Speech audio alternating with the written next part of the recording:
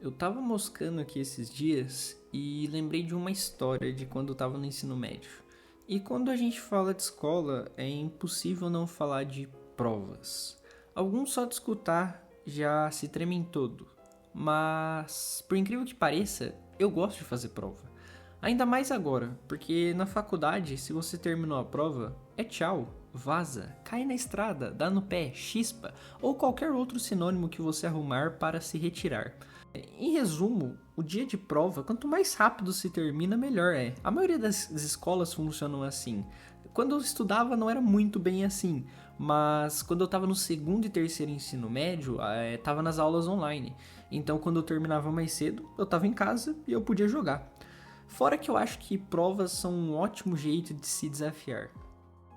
E para dar um pouco de contexto do que aconteceu, eu tenho que voltar para o começo do meu segundo ano no ensino médio. Eu lembro perfeitamente de estar na escola e escutar sobre um vírus sem vergonha que estava pelo mundo. No outro dia era decreto, ninguém podia sair de casa. Foi ali que eu olhei, putz, eu vou ter que ficar em casa, em frente ao meu PC, sem ir para a escola, sem fazer nenhum contato social. Resumindo tudo que eu já fazia antes.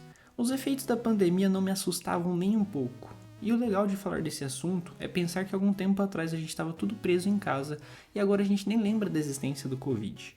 Mas continuando, a aula online chegou e as aulas continuaram normalmente. Conteúdos, trabalhos, atividades e provas. E como a gente estava em casa, eu tinha alguns recursos extras, se é que você me entende.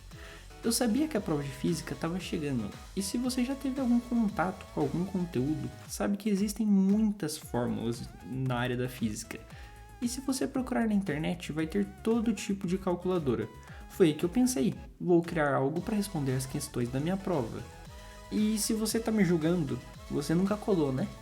E não era bem uma cola, era um método alternativo de estudo para responder mais rápido a prova e eu jogar mais em uma sexta-feira. Até porque, se eu não entendesse o conteúdo, eu não ia conseguir criar qualquer tipo de ferramenta. E os motivos que eu tinha para fazer isso eram: o professor não cobrava os cálculos, apenas a resolução final, ótimo.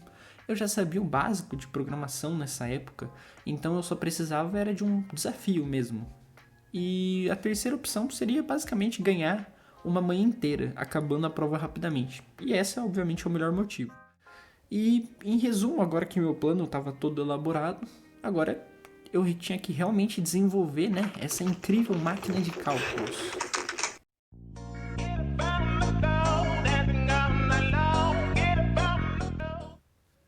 Talvez você não saiba, mas o Google ou qualquer outro navegador roda JavaScript nativamente. E se você está se perguntando que raios é JavaScript, calma que eu te explico. O JavaScript é uma espécie de linguagem matemática e computacional que o seu navegador consegue entender, e a partir dela você vai conseguir usar comandos lógicos para criar alguma coisa, como fazer operações matemáticas.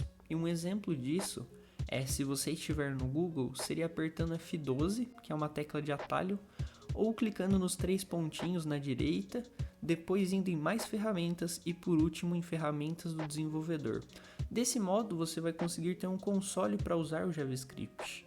Tanto que se você escrever um cálculo aqui, vai funcionar, tipo 9 mais 5 ou 35 vezes 6. E pronto, você tem uma calculadora. Mesmo que não tenha internet, ainda será possível usar essa ferramenta. Mas Lucas, então quer dizer que o JavaScript só serve para fazer continha? E o que eu posso dizer é que você ainda não viu nada. O JavaScript, ele te permite usar diversas funcionalidades. Uma delas é justamente usar variáveis, onde você pode guardar dados que são números, textos, valores lógicos, entre outros tipos de dados. Então eu posso vir aqui dentro do console e criar uma variável com o nome banana. E depois dizer que o valor que essa variável vai receber é 10. E se eu pegar e falar para ele me dizer quanto é banana elevado ao quadrado, ele vai me dizer 100. Além disso, eu posso criar uma variável nome e falar que a variável recebe um texto com o valor Lucas. E depois concatenar essa variável com um texto qualquer.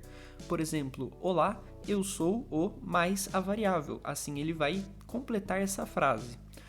E pronto, agora como um último recurso que eu queria mostrar, nós temos as funções. Pensa que você escreva algum código parecido como eu escrevi acima, mas você precisa reutilizar ele diversas vezes. Então, ao invés de ficar escrevendo isso toda hora, você cria uma função que vai fazer isso para você. Ou seja, você vai delegar a responsabilidade disso que você está fazendo para essa função. Então, eu vou criar uma aqui para um exemplo melhor. Você primeiramente usa a palavra function e depois diz o nome dessa função, para você conseguir chamar ela mais tarde. Esse nome é um apelido e, por boas práticas, o nome ele deve descrever o que essa função faz. Então eu vou chamar ela de escrever mensagem saudação.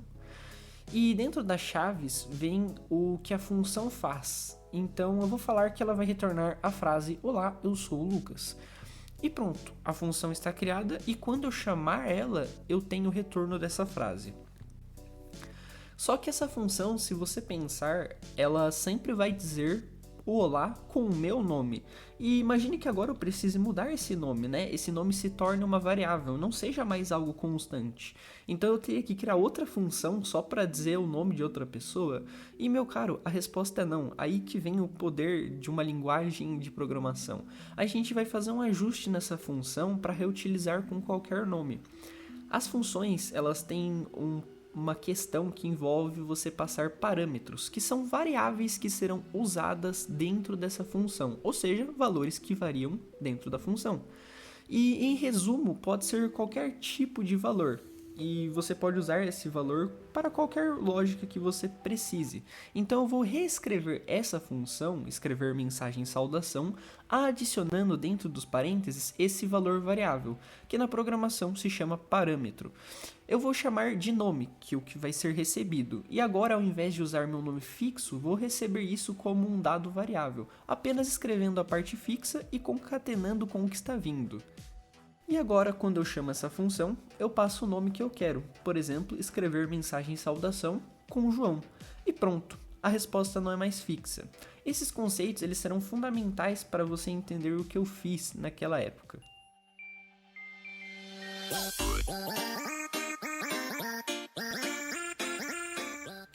E depois da gente ter visto que o nosso navegador consegue rodar o JavaScript, eu não vou utilizar mais o console do Google para fazer isso, porque ele é péssimo. Eu só expliquei lá para ficar um pouquinho mais fácil de entender o que o navegador consegue fazer.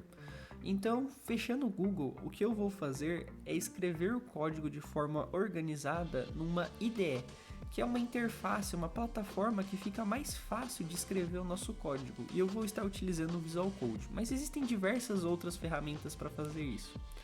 Mas eu gosto dela justamente por ter uma interface mais bonita e por ser de graça também. O grande detalhe é que eu vou escrever agora o código JavaScript aqui em um arquivo e depois pedir para o navegador rodar o que eu escrevi. E para fazer isso, primeiramente eu vou separar os meus arquivos dentro de uma pasta. E depois eu vou criar um arquivo do tipo HTML, pois a estrutura das páginas web é feita por esse cara. É ele que vai deixar a gente usar o navegador e entender qual código JavaScript vai ser rodado ou não. Então, um último detalhe importante de se falar também é que o HTML ele não é uma linguagem de programação, mas essa conversa eu deixo para outro dia. Então, sabendo disso, o nome do arquivo que eu vou criar será Cálculos Física HTML. E a única coisa que eu vou adicionar nele é a estrutura básica do HTML. E, por último, uma linha bem simples que vai ter o nome script e vai ter um source, que a abreviação é SRC, dizendo aonde vai estar o meu arquivo JavaScript, para eu conseguir rodar ele. Então, basicamente, eu só preciso criar o arquivo JS agora, né, que a extensão do JavaScript é JS, e depois pedir para o Google rodar. E um último detalhe bastante importante é que agora eu não estou mais no navegador, então toda vez que eu quiser escrever algo lá no console, eu tenho que chamar uma função específica reservada do JavaScript, que se chama console.log. E dentro dos parênteses eu vou falar o que eu quero que seja escrito lá no console. E bom, basicamente, para fazer um teste, vou escrever Olá Mundo dentro do console log e usar aquele arquivo HTML para rodar o Google e depois abrir o console e ver a nossa mensagem.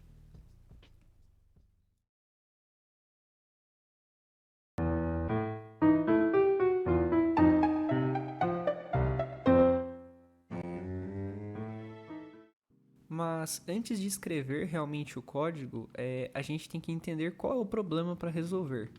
E o conteúdo que eu estava estudando na época era justamente a conversão de temperatura. Então, existem as escalas de temperatura como Celsius, que são utilizados por nós, tem a temperatura em kelvins e em Fahrenheit.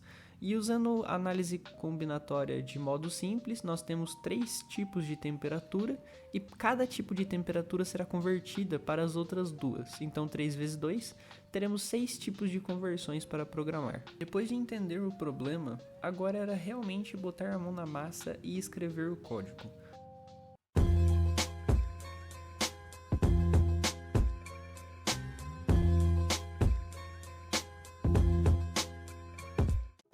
Voltando para o arquivo, eu escrevi uma função que iria receber 3 parâmetros: o tipo de temperatura existente, o tipo de temperatura que será convertida e a temperatura.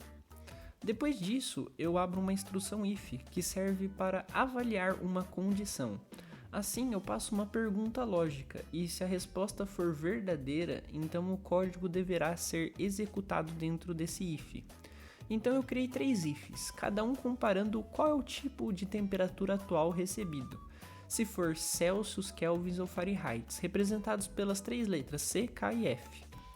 Dentro de cada if eu abri um case switch, que é uma estrutura muito parecida do if, mas tem suas diferenças.